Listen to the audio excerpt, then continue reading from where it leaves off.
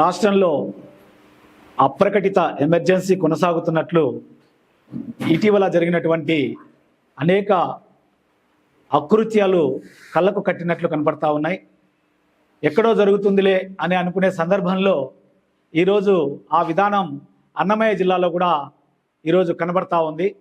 నిన్న బహుజన సేన అధ్యక్షుడు శ్రీచందు అనే దళిత నాయకుడిని అక్రమంగా ఒక తప్పుడు కేసులో అరెస్ట్ చేసి రిమాండ్కి పెట్టడం మనం చూసాం. దాన్ని చాలా దుర్మార్గంగా ఆయన కబ్జాలు చేస్తున్నాడు, ఆయన సెటిల్మెంట్లు చేస్తున్నాడు అని చెప్పి ఒక తప్పుడు సమాచారాన్ని కూడా పత్రికలకి, మీడియాకి, పోలీసు వాళ్ళు చాలా దుర్మార్గంగా చెప్పినటువంటి పరిస్థితి మనం చూసాం. అయితే కంప్లైంట్లో ఏముందో ఒకసారి నేను చెప్పే ప్రయత్నం చేస్తాను.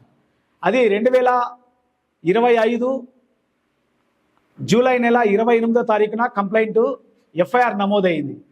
ఆ నమోదైన ఎఫ్ఐఆర్లో ఎక్కడ ఇన్సిడెంట్ జరిగిందో, అంటే నేరం ఎక్కడ జరిగిందో లేదు, నేరం ఏ టయానికి జరిగిందో లేదు, నేరం ఏ రోజున ఏ తేదీన జరిగిందో కూడా లేదు. ఆ నేరంలో చందు ప్రత్యక్షంగా కానీ పరోక్షంగా కానీ పాల్గొన్నట్లుగా కూడా లేదు.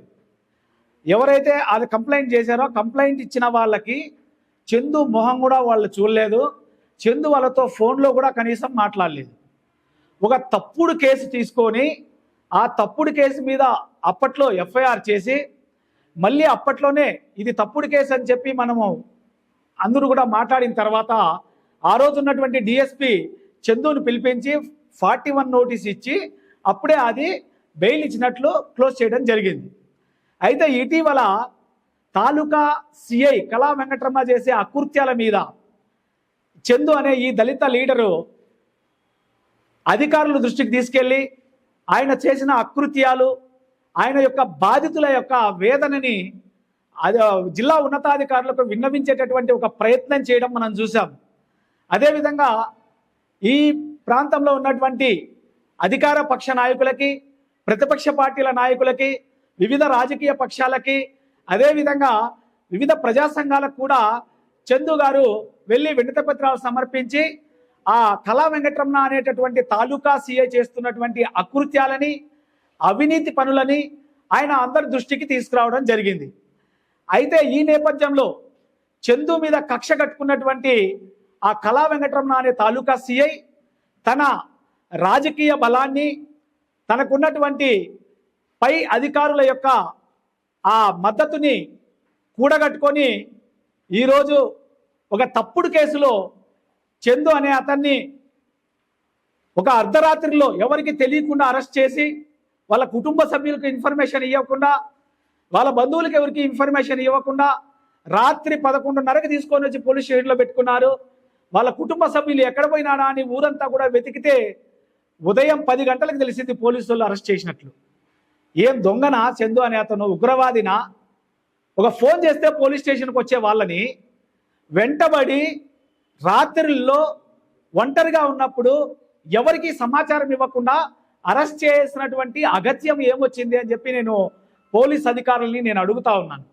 అదేవిధంగా ఈ కళా వెంకటరమణ అనేటటువంటి సిఐ మీద ఎన్ని ఫిర్యాదులు ఉన్నాయో, ఎన్ని కంప్లైంట్లు ఉన్నాయో సాక్షాత్తు ఈ నియోజకవర్గానికి ప్రాతినిధ్యం వహిస్తున్నటువంటి ఎమ్మెల్యే గారు కూడా ఆయన అవినీతి పరులోని ప్రత్యక్షంగా మీడియా ముందర చెప్పారు.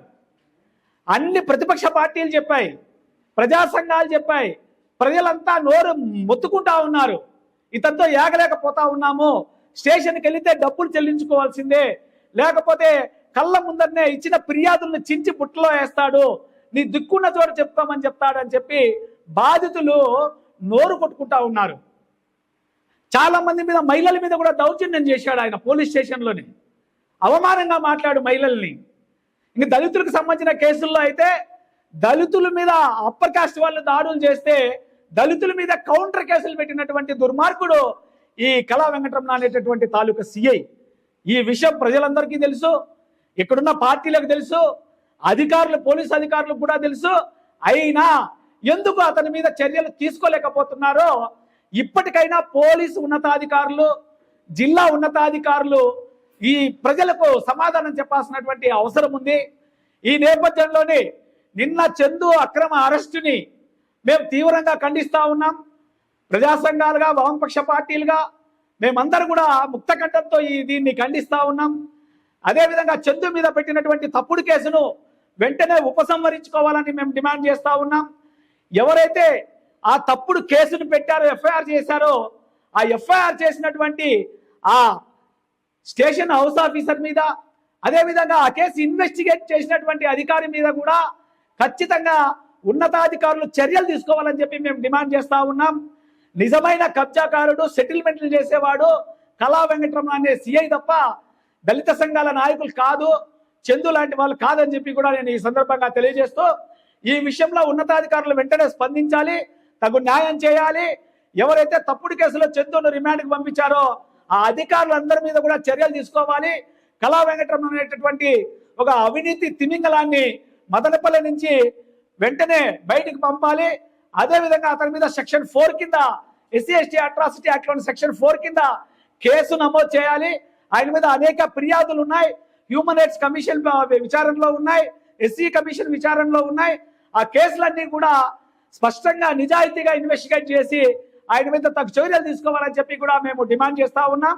లేని పక్షంలో ఈ అక్రమ అరెస్టుకు వ్యతిరేకంగా, కళా వెంకటరమణ అనేటటువంటి ఒక అవినీతి తిమింగలానికి వ్యతిరేకంగా రాష్ట్ర వ్యాప్తంగా పెద్ద ఎత్తున ఉద్యమం చేయడానికి కూడా మేము ఇటు వామపక్ష పార్టీలు, బహుజన్ సమాజ్ పార్టీ, దళిత వర్గాలకు సంబంధించినటువంటి రాజకీయ పక్షాలు, వీలైతే ప్రతిపక్షం, అధికార పక్షాన్ని కూడా మేము కలుపుకొని పెద్ద ఎత్తున ఉద్యమం చేయడానికి కూడా సిద్ధపడుతున్నామని చెప్పి ఈ సందర్భంగా తెలియజేస్తూ, రాష్ట్రంలో ముఖ్యమంత్రి గారు స్పందించాలి.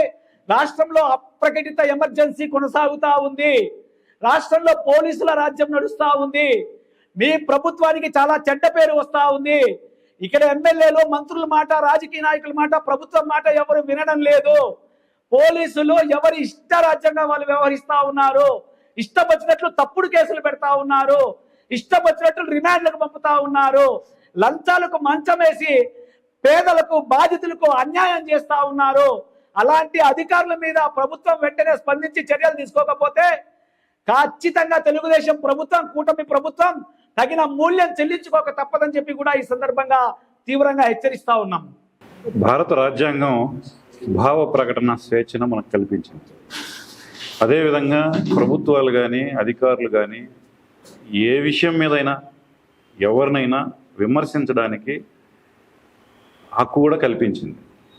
ఆ నేపథ్యంలోనే చందు పోలీస్ వ్యవస్థలో జరుగుతున్నటువంటి విషయాలని సమాజం దృష్టికి తీసుకొచ్చేటటువంటి ప్రయత్నం చేశారు.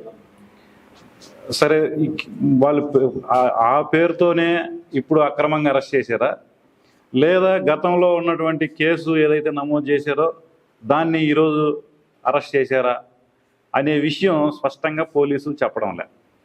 ఎందుకంటే వాళ్ళు ఇచ్చిన రిమాండ్ నోటీస్ మనం పరిశీలన చేసిన తర్వాత చందు అనేటటువంటి వ్యక్తి ఇప్పటిదాకా అబ్స్కాండ్లో ఉన్నాడు అని చెప్పారు. ఇది దుర్మార్గం కదా ఈ మాట? ఎందుకు అబ్స్కాండ్లో ఉన్నాడు? రోజు ఆయన ప్రెస్లో కనపడతా ఉన్నాడు, నాయకులందరినీ కలుస్తూనే ఉన్నారు, ఎస్పీ గారిని కూడా కలిసి రిప్రజెంటేషన్ ఇచ్చారు. ఎక్కడ అబ్స్కాండ్లో ఉన్నాడు అంటే ఇది ఉద్దేశపూర్వకంగానే ఇవన్నీ ఈరోజు అరెస్ట్ చేశారు. సరే, సీన్లో ఉన్నాడా, నేరంలో భాగస్వామి ఉన్నాడా లేదా అనేది తర్వాత కేసు నమోదు చేశారు కాబట్టి చేస్తారు. ఒకసారి 41 నోటీస్ ఇచ్చిన తర్వాత మళ్ళీ ఎందుకని అరెస్ట్ చేశారు? అది ఇప్పుడు మేము అప్పుడు ఆ రోజు 41 నోటీస్ ఇవ్వలేదు అంటున్నాను. అప్పుడు ఇవ్వకపోతే ఇప్పుడు కూడా ఇవ్వచ్చు కదా. ఒక ప్రజా ఉద్యమంలో ఉన్నటువంటి మనిషిని పోలీసులు విమర్శిస్తున్నారు అనేటటువంటి పేరుతో ఈ విధంగా నిర్బంధించే పద్ధతి కూడా ఎట్లా జరిగింది? వేమన ప్రోగ్రాం జరుగుతుంటే అక్కడి నుంచి వెంటబడి దారిలో కాపు కాసి ఆయన్ని ఏదో దొంగను కదా ఎత్తుకోపోయినారు. కనీసం వాళ్ళ భార్యకు సమాచారం లేదు, కుటుంబ సభ్యులకు సమాచారం లేదు. ఇది ఎంత చూస్తా అంటే ఇప్పుడు రాష్ట్రంలో జరుగుతున్నటువంటి ఘటనలు ఏవైతే ఉన్నాయో చాలా దుర్మార్గం. అప్రకటిత ఎమర్జెన్సీ పద్ధతుల్లో పోలీసుల రాజ్యం నడుస్తుందా అనేటటువంటి పద్ధతుల్లో మదనపల్లికి కూడా అది వర్తిస్తుంది. ఇది చాలా ప్రమాదకరం. ప్రజలందరూ కూడా గమనించాలి. మనకి ఏదైతే హక్కుల కోసం ఇప్పటికే పోలీస్ 30 యాక్ట్ పేరుతో ఎవరిని రోడ్ల మీదకి రానియకుండా చేస్తూ ఉన్నారు. మంచినీళ్ళ సమస్య పరిష్కారం కావడం లేదు. ఎక్కడ చూసినా మురుగునీరు వచ్చేస్తుంది రోడ్ల మీదకి. దీని మీద గతంలో ఎక్కడికక్కడ రోడ్లు దిగ్బంధనం చేసేటటువంటి పరిస్థితి ఈరోజు నోరైతే మాట్లాడేదానికి లేకుండా చేస్తూ ఉన్నారు.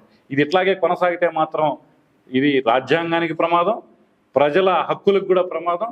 కాబట్టి ఇట్లాంటి వాటిని మనం ఉపేక్షించడానికి లేదు. చందును వెంటనే ఆ కేసును ఉపసంహరించుకోవాలి. వాళ్ళతో మాట్లాడేది బెయిల్ వచ్చే విధంగా అసలు రద్దు చేయాలి కేసు. సమాధానం కూడా పోలీసులు చెప్పాలి ఎందుకు ఈ విధంగా వ్యవహరిస్తున్నారు అనేటటువంటి విషయాలు డిఎస్పీ గారు వెంటనే స్పందించాలి. లేని పక్షంలో ఖచ్చితంగా ఈ రాజ్యాంగ హక్కుల కోసం ఈ చందు విషయంలో జరిగినటువంటి దుర్మార్గాన్ని మాత్రం ప్రజలకు వివరించడానికి సిపిఎం పార్టీ ముందుంటుంది. అవసరమైతే పోరాటాన్ని విస్తృతం చేయడానికి కూడా సిద్ధంగా ఉంటామని చెప్పి హెచ్చరిస్తా ఉన్నాం.